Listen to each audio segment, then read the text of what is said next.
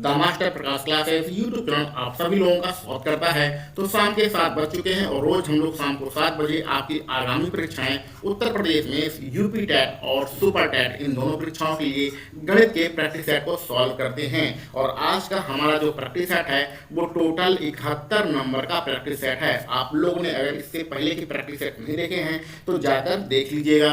हमारे बहुत सारी माताएं बहनें हैं, भाई बंधु हैं जिन्हें हमेशा गणित का डर सताया रहता है कि भैया उत्तर प्रदेश में जो यूपी टेट और सुपर टेट की परीक्षा होगी उसमें गणित के प्रश्नों को कैसे सॉल्व करेंगे। तो उनके डर को खत्म करने के लिए यह प्रैक्टिस सेट बनाया गया है। इसमें हम लोग कुछ ऐसे तरीके से प्रश्नों को सॉल्व करते हैं जिससे आपके धीरे धीरे करके गणित के डर को खत्म हो सके, क्योंकि हमारा एक ही टारगेट है, कुछ भी हो जाए हमें सरकारी अध्यापक बनना ही है। ठीक है, ये हमारा मेन टारगेट है। अब प्रैक्टिस सेट लगाने के कुछ उद्देश्य हैं। पहला उद्देश्य है ये भैया गणित हमें सीखना है, गणित रट्टा मारने का विषय नहीं होता है। जिस प्रकार सामान्य ज्ञान आप सभी लोग रटते हैं उस प्रकार प्रश्नों को मत रटिए। कोई प्रश्न किस तरीके से सॉल्व किया जा रहा है, क्यों सॉल्व किया जा रहा है, ये सारी चीजें आपको पता होना चाहिए। अपने कॉमन सेंस का यूज कीजिए। इसके अलावा जो भी हम लोग चैप्टर पढ़ते हैं उसके कुछ बेसिक कॉन्सेप्ट होते हैं वो आपको पता होना चाहिए, और साथ साथ जो ट्रिक होती है वो भी आपको आना चाहिए। इन दोनों का अगर आप उपयोग करेंगे तो प्रश्न आप बहुत ही आसानी से सॉल्व कर सकते हैं। इसके अलावा जो भी आपके प्रश्न आते हैं पेपर में उसमें कम से कम 3, 4, 5 प्रश्न ऐसे मिलते हैं जो आपको मौखिक ही सॉल्व करना है, उसमें पेन उठाने की आवश्यकता नहीं है। तो विकल्प के माध्यम से, यानी कि जो आपके ऑप्शन दिए रहते हैं, ऑप्शन के माध्यम से किस प्रकार प्रश्नों को सॉल्व करते हैं ये सारी चीजें आपको बताई जाएंगी। तो इन्हीं सब उद्देश्यों के साथ हम लोग स्टार्ट करते हैं आज का अपना प्रैक्टिस सेट। टारगेट याद रखेगा, यूपी टेट में आपको 30 में से 30 नंबर लाना है और सुपर टेट के पेपर में आपको 20 में से 20 नंबर लाना ही है। ये आपका टारगेट है। तो हिम्मत नहीं हारना है, निराश नहीं होना है। अभी आपका पेपर नहीं हो रहा है, अभी आपके पास समय है, जितनी भी कमियां हैं सब कुछ दूर कर लीजिए और फिर मिलते हैं। चलिए आगे बढ़ते हैं अपने प्रैक्टिस सेट पर। बातें बहुत हो गई। देखो भैया, आज हम लोग आपके लिए प्रॉफिट और लॉस के 10 प्रश्न लेके आए हैं। बेहतरीन 10 प्रश्न हैं प्रॉफिट और लॉस के। ठीक है, और ये सारे प्रश्न आपके रेलवे में, यूपी SSC में, पुलिस भर्ती में, इन सब भर्तियों में ये सारे प्रश्न आ चुके हैं। तो बेहतरीन 10 प्रश्नों को सॉल्व करते हैं। प्रॉफिट लॉस के ये सारे प्रश्न हैं। बहुत सारी चीजें आपको सीखने को मिलेंगी, साथ में बने रहिए। विकास 4 रुपए में 5 केले खरीदता है और 5 रुपए में 4 बेच देता है। चलिए ठीक है, अब 4 रुपए में 5 केले खरीदेगा, 4 रुपए में 5 खरीदा तो इसका मतलब उसने एक केले की कीमत कितनी होगी, 5/4 होगी। ठीक है, अब बेचते समय क्या होगा, 5 रुपए में 4 केले बेच रहा है तो एक केले की कीमत कितनी होगी, 5/4 होगा। तो एक केले की कीमत निकालने के लिए जो रुपया लिखा होता है इसे ऊपर लिखिए और जो केले की संख्या लिखी होती है उसे नीचे लिख लीजिए तो आपका निकल आता है। तो ये वाला आपका क्रय मूल्य है खरीदने वाला, ये वाला आपका विक्रय मूल्य है। अब इसमें एक काम करिएगा, इसमें आपको एक काम करना है। काम ये करना है कि देखिए ये ऊपर वाला रुपया है, ऊपर वाला रुपया है, ये ऊपर वाला भैया रुपया है, क्लियर, और नीचे वाला आपका केलों की संख्या है। तो केलों की संख्या पहले कंडीशन में 5 है, दूसरे में 4 है। तो क्या करिए, इनकी संख्या को बराबर कर लीजिए। तो क्या करिएगा, केलों की संख्या में अगर पहली कंडीशन में हम 4 का गुणा कर रहे हैं तो ऊपर भी आपको 4 का गुणा करना पड़ेगा, और अगर विक्रय मूल्य में हम नीचे 5 गुणा कर रहे हैं तो ऊपर भी आपको 5 गुणा करना पड़ेगा। ऐसा हमने क्यों किया है, क्योंकि हमारे केले की संख्या बराबर हो जाए। तो ये देखिए यहाँ पर भी 20 हो गया, यहाँ पर भी 20 हो गया। अब इस नीचे वाली संख्या से आपका कोई मतलब नहीं है। ऊपर कितना हो गया आपका 16 हो गया, यहाँ कितना हो गया 25 हो गया। कहने का सीधा मतलब है कि आपने पहली कंडीशन में कितना रुपया खर्च किया, 16 रुपया, दूसरी कंडीशन में बेचा कितने में, 25 रुपए में। यानी 16 रुपए की चीज को आपने 25 रुपए में बेचा है। कितने का प्रॉफिट हो रहा है, 9 रुपए का प्रॉफिट हो रहा है। तो लाभ प्रतिशत निकालने के लिए क्या करते हैं, लाभ प्रतिशत निकालने के लिए क्या करते हैं, जो लाभ होता है उसे ऊपर लिखते हैं। लाभ कहाँ से हो रहा है, 16 रुपए से हो रहा है, यानी कि क्रय मूल्य हम लोग नीचे लिखते हैं और मल्टीप्लाई बाई 100 कर देते हैं, हमारा आंसर आ जाता है। ऐसे तो सॉल्व करते हैं ना। प्रॉफिट 9 रुपए का हो रहा है, क्रय मूल्य कितना है, 16 रुपए है, नीचे लिखेंगे। चलिए सॉल्व कर लेते हैं। 4 से कैंसिल आउट करते हैं, ये कितनी बार कटेगा, 25 चौके 100, 4 25 बार, ये 4 बार कटेगा और तो कुछ कैंसिल आउट होगा नहीं। 25 का 9 में मल्टीप्लाई करेंगे तो 225 आएगा, 225 आएगा, बटे 4 रहेगा, 4 का भाग कर देते हैं, 4 पंचे 20 और 4 छके 24 और 4 दूनी 8, बचेगा 20 और 4 पंचे 20। ये आपका आंसर रहेगा। 56.25 कहाँ पर है? 56.25 विकल्प डी है। विकल्प डी आपका बेहतरीन तरीके से बिल्कुल सही है। इस प्रकार से प्रश्नों को सॉल्व करिएगा। अगर ऐसा प्रश्न आपको मिल जाए तो जो हमारा केलों की संख्या होती है उन संख्या को बराबर कर लीजिएगा, और संख्या बराबर करने का ये वाला तरीका आप याद रखिएगा। कुछ लोग तेरे गुणा भाग करते हैं तो वो वाला तरीका सही नहीं है, आप ये वाला तरीका याद रखिए। ठीक है, चलिए आगे बढ़े। दूसरा प्रश्न आपके सामने है, बेहतरीन प्रश्न। 12 पेन बेचता है और 2 पेन के विक्रय मूल्य के बराबर उसको लाभ होता है। तो लाभ आपको पता होना चाहिए। लाभ का जो फार्मूला होता है वो होता है विक्रय मूल्य, ये विक्रय मूल्य है माइनस के क्रय मूल्य। ठीक है, तो लाभ किस में हो रहा है? देखिए लाभ उसका विक्रय मूल्य में हो रहा है। तो लाभ को हम लोग क्या है, विक्रय मूल्य को हम लोग सेलिंग प्राइस कहते हैं, एसपी कहते हैं, और जो हमारा क्रय मूल्य होता है उसको हम लोग कॉस्ट प्राइस कहते हैं, सीपी कहते हैं। ठीक है, तो 2 पेन का विक्रय मूल्य के बराबर लाभ हो रहा है, यानी 2SP के बराबर हमारा लाभ हो रहा है। विक्रय मूल्य कितना, बेच कितना रहा है? 12 पेन बेचता है, 12 पेन बेच रहा है, यानी 12SP हमारा बेच रहा है। क्रय मूल्य कितना है? तो क्रय मूल्य को हम क्या मान लें, चलो एक्स मान लें। सीपी होता है क्रय मूल्य, यहाँ क्या लिख दें, चलो ऐसे लिख दो, हटाओ छोड़ो, एक्स लिख देते हैं। ठीक है, एक्स की संख्या क्या है? एक्स की संख्या क्या होगी? ये 2SP उधर जाएगा, 12 में से घट जाएगा तो 10SP हो जाएगा। एक्स हमने क्या माना है? ये हमारा क्रय मूल्य है, कॉस्ट प्राइस है, कॉस्ट प्राइस है। ठीक है, अब आपको निकालना है लाभ प्रतिशत निकालना है, लाभ प्रतिशत निकालना है। अब ध्यान समझिएगा, कहाँ लिखें, चलो यहाँ पर लिख देते हैं। क्रय मूल्य आपने कितना निकाला? 10SP निकाला। विक्रय मूल्य कितना निकाला? 12SP निकाला। ठीक है, अब ध्यान से देखिए कितने का लाभ हो रहा है यहाँ। तो ये हमारा क्रय मूल्य है, ये हमारा विक्रय मूल्य है, इस एसपी से अब हमारा कोई मतलब नहीं है। अब हमारा लाभ प्रतिशत निकालना क्या है? लाभ प्रतिशत। लाभ प्रतिशत आप लोग निकाल लीजिए, कितने हो रहा है? 10 रुपए की चीज को 12 रुपए में बेच रहा है, ऐसा समझ लीजिए। इस एसपी को 12 लिखने से कोई फायदा नहीं है, एसपी मतलब विक्रय मूल्य लिखने से कोई फायदा नहीं है। 10 रुपए की चीज को 12 रुपए में बेचेंगे, कितने का लाभ होगा? 2 रुपए का लाभ होगा। क्रय मूल्य कितना है? 10 है, उसको नीचे लिख लीजिए, मल्टीप्लाई बाई 10 कर, मल्टीप्लाई बाई 100 कर दीजिए, आपका लाभ परसेंटेज निकल आएगा, और ये कितना हो जाएगा आपका? 20% आपका लाभ होगा। तो 20% आपका आंसर रहेगा, कहाँ पर है? विकल्प बी यहाँ पर आपका बिल्कुल सही है। ठीक है, आसान प्रश्न है, कोई दिक्कत की बात नहीं है, बिल्कुल सिंपल तरीके से सॉल्व किया गया है। आगे बढ़ते हैं। महेश एक खिलौना 25 रुपए में खरीदकर 30 रुपए में बेचता है, तो लाभ प्रतिशत क्या होगा? देखो हमने अभी भी बताया, कुछ प्रश्न भैया मौखिक कर लिया करो। तो यहाँ पर 25 रुपए में खरीदेगा, 30 रुपए में बेचेगा, कितने लाभ होगा? 5 रुपए लाभ होगा। क्रय मूल्य कितना है? 20 रुपया, नीचे है, मल्टीप्लाई बाई 100 कर दो, आपका आंसर आ जाएगा। तो 20 से 20 500 होता है, और 5 का 5 में मल्टीप्लाई करेंगे तो 25% आपका आंसर रहेगा। कहाँ पर है? 25%, विकल्प सी है, कुछ करना नहीं है इसमें। आगे बढ़ो।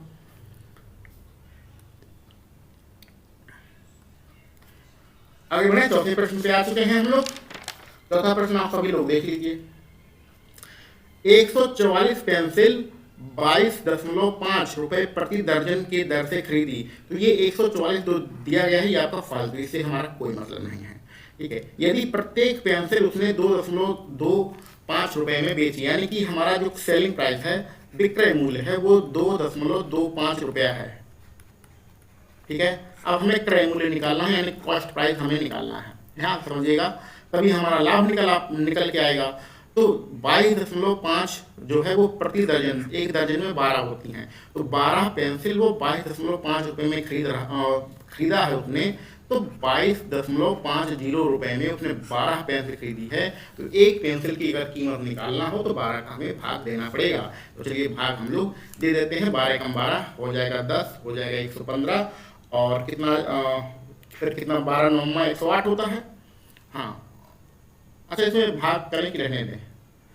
अच्छा इसमें क्या करो कि दशमलव में आंसर आ रहा है, भाग ना करो, क्या करो इसको भिन्न में ही रहने दीजिए, भाग करने की कोई जरूरत नहीं। दशमलव हटाओ, 2 जीरो नीचे लिखो, ये 0 0 कैंसिल हो गया, और एक किससे कैंसिल होगा? ये होगा किससे कैंसिल?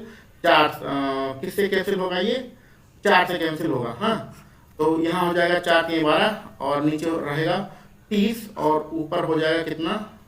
4 से नहीं कैंसिल हो रहा है, ये 4 से नहीं कैंसिल होगा, ये 3 से कैंसिल होगा। सॉरी, कभी कभी गलतियां हो जाती हैं, 3 से कैंसिल होगा, तो 3 चौके 12, यहाँ बचेगा 40, और 3 सते 21, और एक बचेगा 3 5 15, और किससे होगा ये कैंसिल, 5 से भी हो जाएगा, तो 5 एकम 5, 2 पचम 25 और 5 अट्ठे 40। ये हमारा क्या रहेगा, निकल जाएगा क्रय मूल्य। ये आपने अगर क्रय मूल्य निकाला है तो ये विक्रय मूल्य को भी दशमलव हटा के भिन्न में चेंज कर लेते हैं, तो ये 225 रहेगा। दशमलव के बाद 2 अंक है यानी कि 2 जीरो नीचे रहेगा। इसको हम लोग किससे कैंसिल करें, 25 से अगर कर दें तो 25 9 में 125, 25 चौके आपका कितना होता है 100। तो ये आपका विक्रय मूल्य निकल आया। ठीक है, अब लाभ निकालने के लिए बेचा उसने कितने में है, 9/4 में बेचा है। खरीदा कितने में था, 15/8 में खरीदा था। इसको सॉल्व कर लो, उसका लाभ निकल आएगा। एलसीएम हमारा 8 रहेगा, 4 दूनी 8 और 4 का पड़ा 8 में पढ़ेंगे, 4 दूनी 8, 9 दूनी 18 और माइनस के 15, तो लाभ उसका कितना है, 3/8 का लाभ है। अब लाभ प्रतिशत निकालना है, तो चलिए लाभ प्रतिशत निकाल लेते हैं। लाभ परसेंट है, लाभ परसेंट निकालने के लिए जो प्रॉफिट होता है उसे ऊपर लिखते हैं, तो कितने का प्रॉफिट हो रहा है, 3/8 का प्रॉफिट हो रहा है। जो हमारा क्रय मूल्य होता है उसे नीचे लिखते हैं। क्रय मूल्य कितना है, ये वाला आपका क्रय मूल्य है 15/8, तो 15/8 और मल्टीप्लाई बाई 100 कर देते हैं, आपका आंसर आ जाएगा। चलिए इसको सॉल्व कर लेते हैं। सॉल्व करने के लिए पेन का कलर चेंज करते हैं। ठीक है, तो ये ऐसे लिखते हैं, थोड़ा समझ लीजिए। ये 3 8 नीचे आ जाता है, यहाँ पर 15 है, ये 8 चौथी संख्या है, 1 2 3 4 चौथी संख्या है, तो पलट के ऊपर चला जाएगा और मल्टीप्लाई बाई 100 रहेगा। ये 8 से 8 कैंसिल और 3 5 15 और 5 दूनी 10, यानी कि आपका आंसर कितना आ रहा है, 20% आपका आंसर आ रहा है। 20% कहाँ है, विकल्प सी है। विकल्प सी आपका बिल्कुल सही रहेगा। ठीक है, कुछ कॉम्प्लिकेटेड प्रश्न था, लेकिन चलिए इसको सॉल्व कर लिया हम लोगों ने। तो कहने का मतलब यहाँ पर कुछ आपको कभी कभी प्रश्न में फालतू संख्याएं भी दी रहती, जैसे कि यहाँ पर 144 था, प्रति दर्जन मतलब इसमें 12 का भाग देना है, तो एक जो पेंसिल की कीमत आपको निकल के आएगी। तो इस प्रकार पहले कॉस्ट प्राइस निकाल लीजिएगा, भिन्न में ही रहने दीजिएगा। भिन्न में सॉल्व करना आसान होता है, दशमलव में सॉल्व करना दिक्कत भरा होता है। और लाभ परसेंट आप लोग निकालना जानते ही हैं। अगर कोई चीज़ आपको डाउट लग रहा हो तो कमेंट बॉक्स में लिखिएगा, अगले वीडियो लेक्चर में उस सारी चीज़ों को क्लियर कर दिया जाएगा। ये भी आपका प्रश्न बहुत ही बढ़िया प्रश्न है। रंजन ने एक पेन ड्राइव 910 रुपए में 30% लाभ पर बेचा, यानी 910 रुपए में बेचता है तो उसे 30% लाभ होता है, ये कहने का मतलब है। और दूसरा 180 रुपए में बेचता है तो 10% की हानि होती है। उसका कुल लाभ अथवा हानि निकालना है। तो पहले जो है आप पहली कंडीशन की बात करते हैं। तो पहली कोई भी चीज़ कितनी होती है, 100% होती है। वो बेच कितना रहा है, 30% लाभ में बेच रहा है, तो उसकी परसेंटेज वैल्यू कितनी हो जाएगी, 130% हो जाएगी। 130% का जो कीमत दी गई है, रुपया दिया गया है, वो 910 रुपया दिया गया है। तो क्रय मूल्य यानी 100% की कीमत क्या होगी, ये हमें निकालना है। इसको निकालने के लिए आप अपना बाहुबली मेथड जानते हैं। जो रुपया दिया गया है 910 उसे ऊपर लिखिए, उसका जो परसेंटेज बन रहा हो 130 उसे नीचे लिखिए। जो निकालना है यानी क्या निकालना है, क्रय मूल्य निकालना है। क्रय मूल्य कितना होगा, 100% ऊपर लिख दीजिए। तो पहली संख्या का क्रय मूल्य हमें निकल आएगा। ये परसेंटेज से परसेंटेज कैंसिल आउट हो जाएगा, यहाँ 0 से 0 हो जाएगा। 13 5 13 6 13 5 65 हो, 13 6 78, 13 7 91 होता है, सॉरी 13 7 91 बचेगा क्या, और यहाँ पर आ जाएगा आपका 700। तो ये पहली कंडीशन का आपका क्या है, क्रय मूल्य। दूसरी कंडीशन देखिए, दूसरी कंडीशन सिंपल करते हैं। दूसरी कंडीशन में भी कोई चीज़ 100% होती है, वो 10% हानि पर बेच रहा है, तो 10% घटेगा 100 में से 90% हो जाएगा। बेचने वाली कीमत यानी कि 90% की वैल्यू 180 आपको दिया गया है, तो आपको क्रय मूल्य यानी 100% की वैल्यू निकालना है। इसको भी उसी कंडीशन के हिसाब से सॉल्व करते हैं।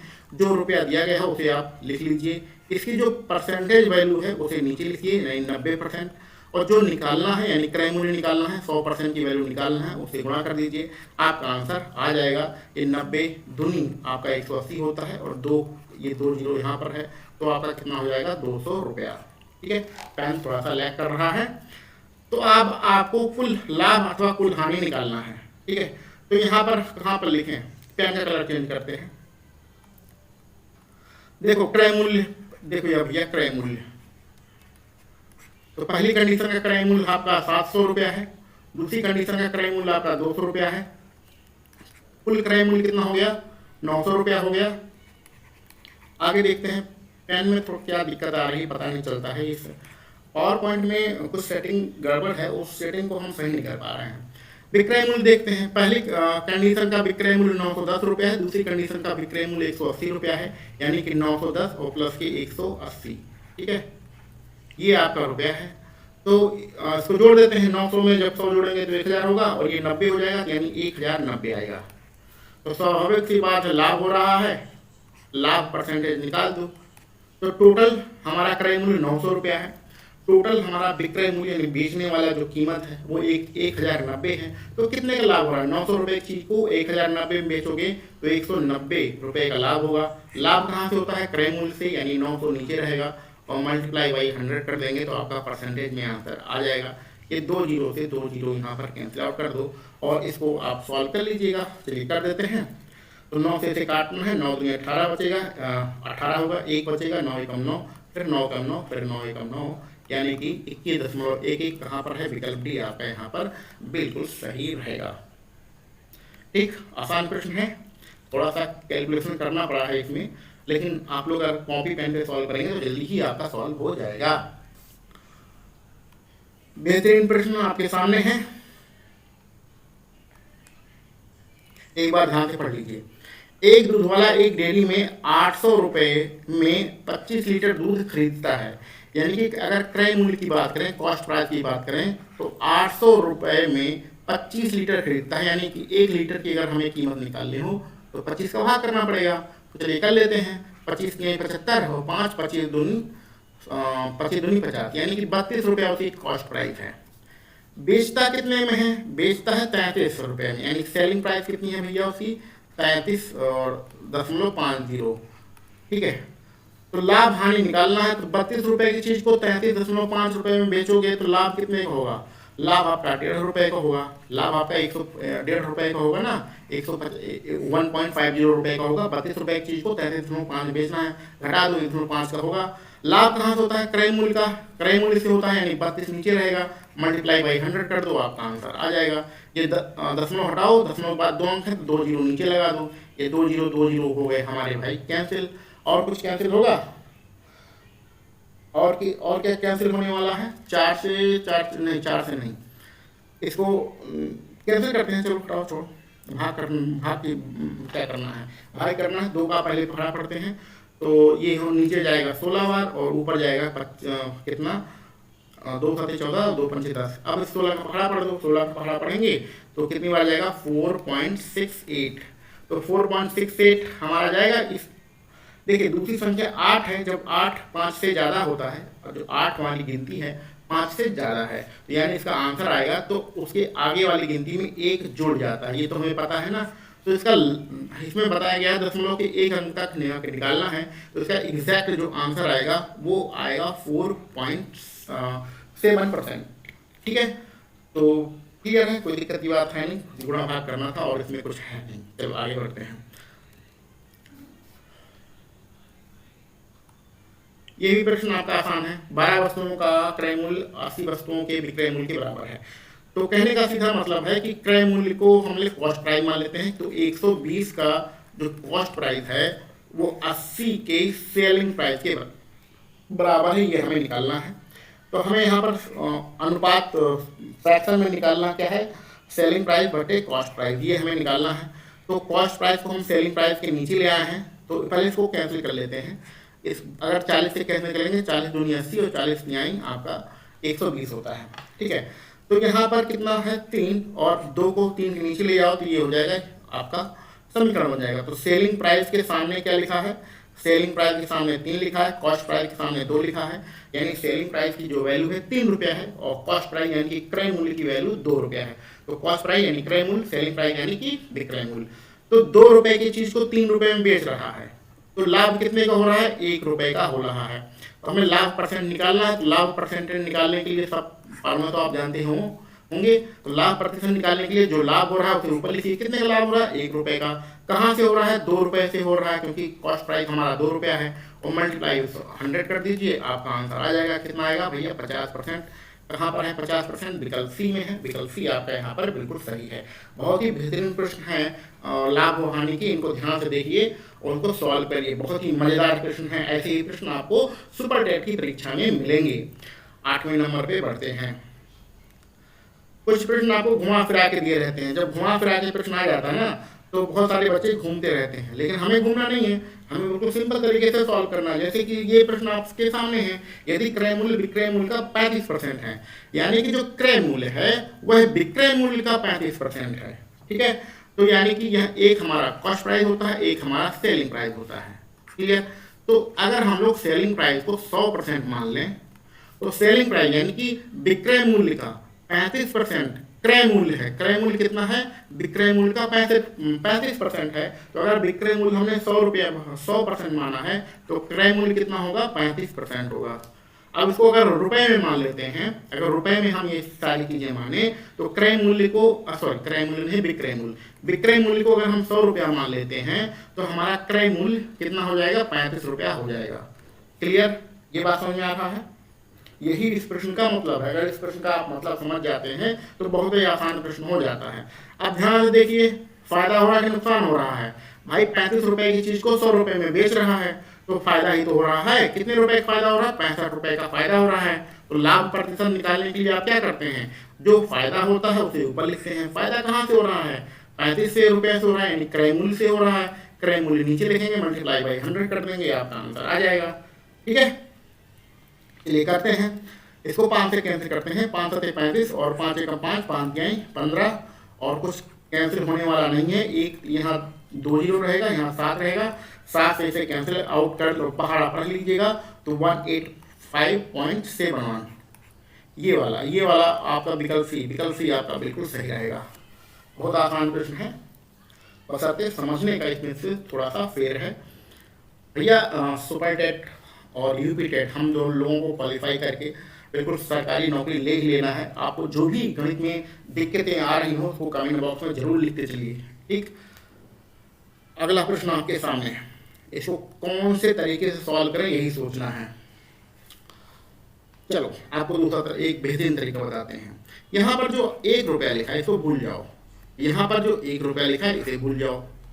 अब ये प्रश्न हो गया कि 7 हेयर क्लिप जो है खरीदता है 40 रुपया लाभ पाने के लिए, उसे कितने में बेचना पड़ेगा। यानी कि ये वस्तुओं का व्यापार होगा। आपको पहले भी समझाया है, वस्तुओं का व्यापार ये हो गया। और वस्तुओं के व्यापार में हमने आपको बताया है, एक कॉस्ट प्राइस होता है, एक सेलिंग प्राइस होता है। और वस्तुओं का जो व्यापार होता है वो रुपए के व्यापार का जस्ट उल्टा होता है। यानी कि प्रश्न में जो हमारा क्रय मूल्य दिया है वो वस्तुओं के व्यापार के लिए विक्रय मूल्य बन जाता है, और जो विक्रय मूल्य होता है वो क्रय मूल्य बन जाता है।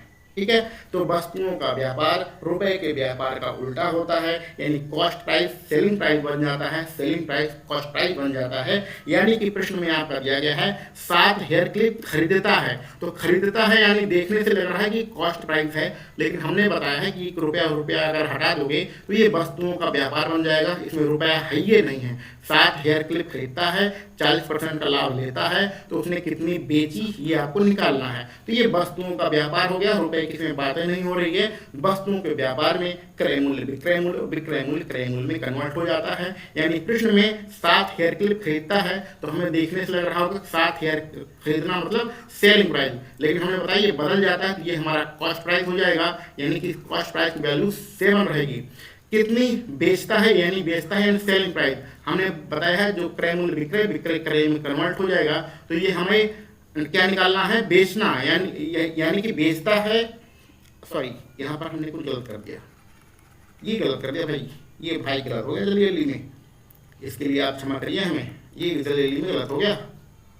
ऐसे गलत होगा तो कैसे काम चलेगा, काम बिल्कुल ना चल पाएगा। हाँ, खरीदना मतलब होता है कॉस्ट प्राइस यानी क्रय मूल्य। तो प्रश्न में 7 हेयर क्लिप जो है खरीदता है, यानी ये क्रय मूल्य दिया है, लेकिन ये वस्तुओं का व्यापार इसलिए उल्टा हो जाएगा, यानी कि सेलिंग प्राइस में इसकी गिनती होगी। इसी प्रकार ये बेचता है, यानी कि हमें सेलिंग प्राइस निकालना है, लेकिन वस्तुओं के व्यापार में उल्टा हो जाएगा, यानी कि ये हमें क्रय मूल्य की वैल्यू निकालना है। ठीक है, और 40% का लाभ होता है। ठीक है, अब परसेंटेज की बात कर लेते हैं। कोई भी चीज कॉस्ट प्राइस पे कितनी होती है? 100% होती है। जब इस पे 40% का लाभ होगा तो बिकेगी कितने में? 140% में बिकेगी। यानी कहने का सीधा मतलब है कि कॉस्ट प्राइस की परसेंटेज वैल्यू 140% और कॉस्ट प्राइस की परसेंटेज वैल्यू 100% और हमें ये सब करना है, ये सब निकालना है। अब अपना वही बाहुबली मेथड लगा देते हैं। 7 हमें संख्या दी गई है, इसकी प्रतिशत वैल्यू कितनी है, 140% है, क्योंकि क्रय मूल्य 7 है और क्रय मूल्य का प्रतिशत वैल्यू कितनी है, 140 है। जो उसकी परसेंटेज वैल्यू होती है उसे नीचे लिखते हैं, मल्टीप्लाई किससे करते हैं, जो हमें निकालना है। निकालना क्या है, कॉस्ट प्राइस की वैल्यू, उसका परसेंटेज वैल्यू कितनी है, 100 है। इसका हम लोग सॉल्व कर लेंगे, अपना आंसर आ जाएगा, कोई यहाँ पर दिक्कत की बात नहीं है। जो समझना था वो हमने समझा दिया है। और 7 दूनी 14 हो जाएगा और 2 पंचे 10 हो जाएगा, यानी 5 हेयर क्लिप को खरीदेगा, 5 हेयर क्लिप जब बेचेगा तो उसे फायदा होगा। कहाँ से, हमारा ये आपका 5वां नंबर बी विकल्प सही है। यानी हमारे हिसाब से तो क्रय मूल्य आएगा, लेकिन प्रश्न के हिसाब से वो क्या आएगा, विक्रय मूल्य आएगा।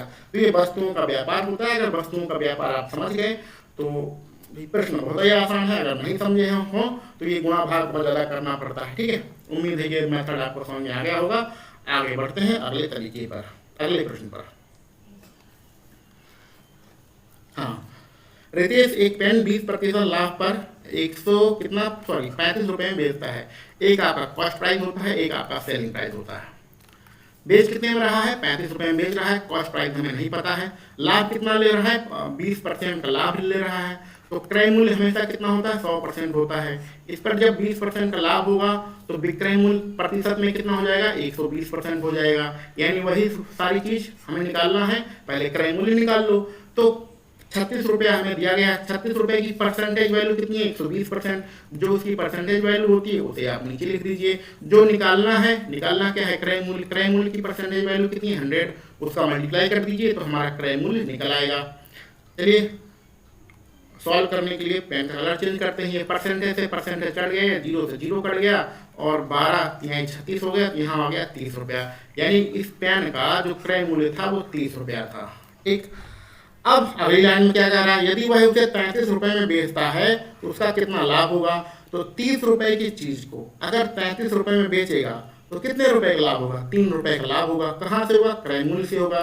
क्रय मूल्य कितना है, 30 रुपया है। मल्टीप्लाई कर देंगे, अपना आंसर आ जाएगा। कितना होगा भैया, 10% का लाभ होगा। 10% का है, पहला वाला विकल्प हमारे यहाँ पर बिल्कुल सही है।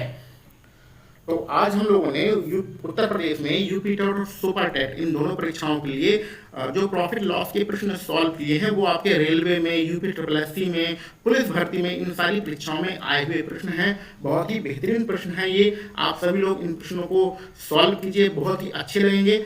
और जो भी वीडियो में कमियां रह गई हों उसको कमेंट बॉक्स में जरूर बताइएगा। अपने दोस्तों में, अपने मित्रों में भी इस YouTube चैनल के बारे में बताइएगा। इस वीडियो को शेयर कीजिएगा। ठीक है ना भैया, तो हम भी धीरे धीरे आगे बढ़ें और आप लोगों का इसी प्रकार से सहयोग बना रहेगा।